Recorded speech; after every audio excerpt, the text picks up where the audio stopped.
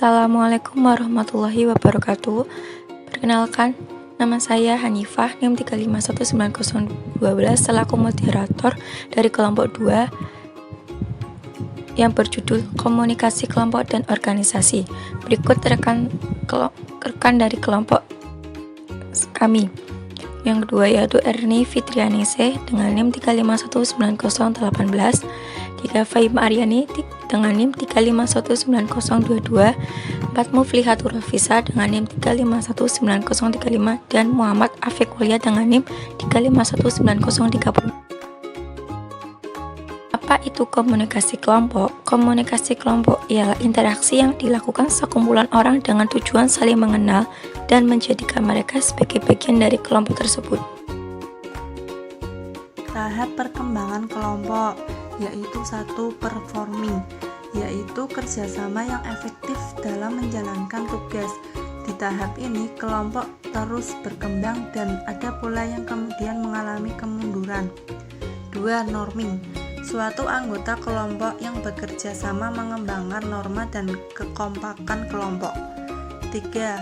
Storming, di tahap ini mulai banyak kegiatan pembentukan norma dan mulai terjadi konflik karena masalah kepemimpinan. 4.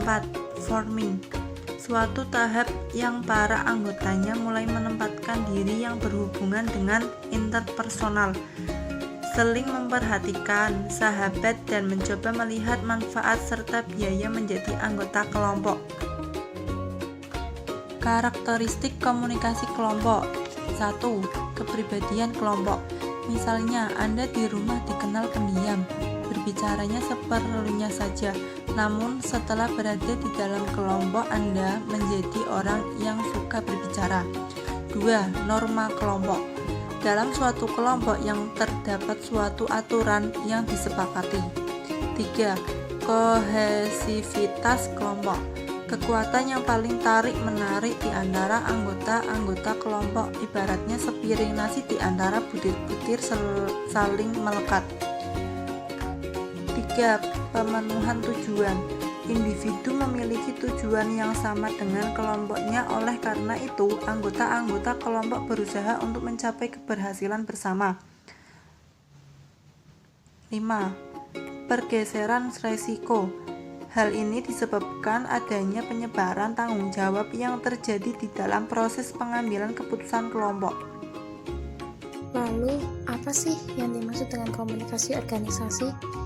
Komunikasi organisasi adalah pengiriman dan penerimaan berbagai pesan organisasi di dalam satu kelompok formal maupun informal. Fungsi komunikasi organisasi. Yang pertama, mengendalikan perilaku anggota, yaitu setiap anggotanya memiliki wewenang dan panduan formal yang harus dipatuhi. Yang kedua, memperkuat motivasi, yaitu tujuannya untuk memotivasi lawan bicara ke arah sasaran atau dorongan yang diinginkan. Yang keempat, pelepasan ungkapan emosi, perasaan, dan kebutuhan sosial, yaitu di dalam kelompok pastinya akan ada suatu pelepasan yang menunjukkan kekecewaan dan kepuasan. Dan yang keempat, mempermudah pengambilan keputusan, yaitu di dalam komunikasi memberikan informasi yang diperlukan untuk mengambil keputusan tertentu melalui penyampaian data-data. Selanjutnya yaitu arah aliran dalam komunikasi organisasi. Terdiri dari yang pertama, komunikasi ke bawah, yaitu informasi yang bergerak dari suatu jabatan yang otoritasnya lebih tinggi kepada yang otoritasnya lebih rendah.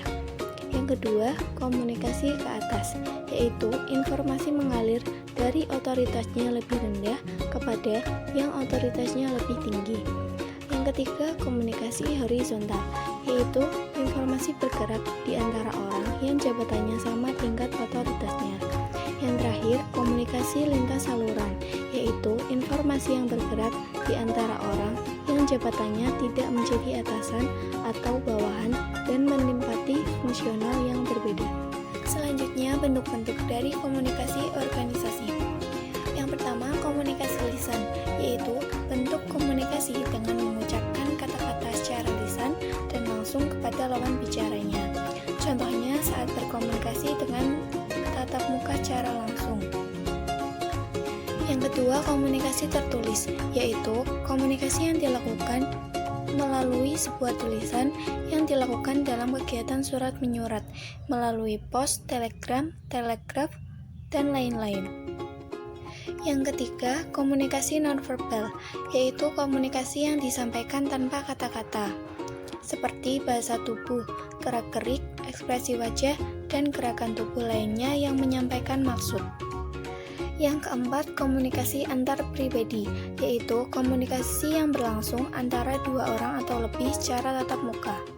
Ya, dari pemaparan materi dari anggota kami, maka dapat disimpulkan bahwa komunikasi kelompok mempunyai pengertian interaksi secara tatap muka antara 3 orang atau lebih dengan tujuan yang telah diketahui seperti berbagi informasi, menjaga diri, pemecahan masalah, yang mana anggota-anggotanya dapat mengingat karakteristik pribadi anggota-anggota yang lain secara tepat. Di dalam komunikasi kelompok juga mencakup tentang prinsip, klasifikasi, dan karakteristik komunikasinya, fungsi kelompok, serta faktor yang mempengaruhi keefektifan kelompok.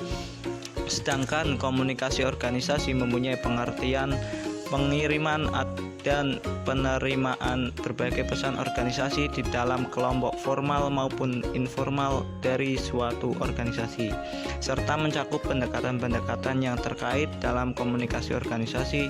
Selain itu, terdapat pula jaringan komunikasi dan arus dalam komunikasi, serta format interaksi komunikasi organisasi terdiri dari komunikasi interpersonal, publik, dan komunikasi kelompok kecil.